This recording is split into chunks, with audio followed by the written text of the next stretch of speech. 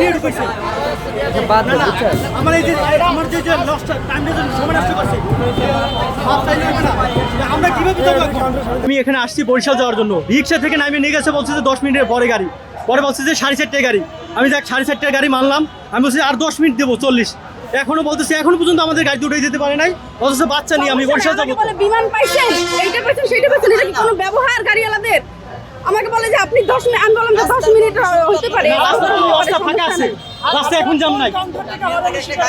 না না আপনি কয় মিনিট একটা রাস্তায় গাড়ি বের হইতে কি এই সালন কাউন্টারে যে আমরা আমাদের বলছে যে কি গাড়ি, আশিক গাড়ি বলছে, আশিক গাড়ি।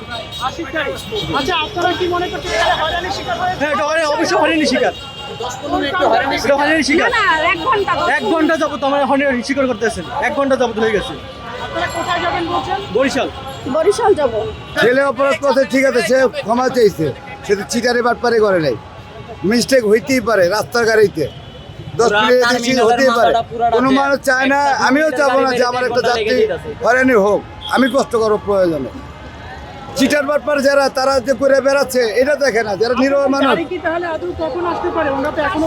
এখন ওনাদের জন্য গাড়ি নাই, ওনারা বরঞ্চ জুলুম করে আমার কাছে 100 টাকা বেশি লেগে গেছে। ক্ষমতা দেখে আসার কথা ছিল, 10 মিনিটের কথা বলছে, এখানে মিস্টেক হয়েছে আরো 10 মিনিট, 100 টাকা বেশি নিয়ে গেছে। আবার তারা কি করতে যাবে তো বুঝেন নাই। হ্যাঁ তারা এই ছুতা দেওয়া এখন আমাদের 10 মিনিটের জায়গায় তারা 1 ঘন্টা বললে আঙ্গুর থেকে 100 টাকা আরো বেশি নিতে গাড়ি ভাড়া জোরে ভাড়া দিছি।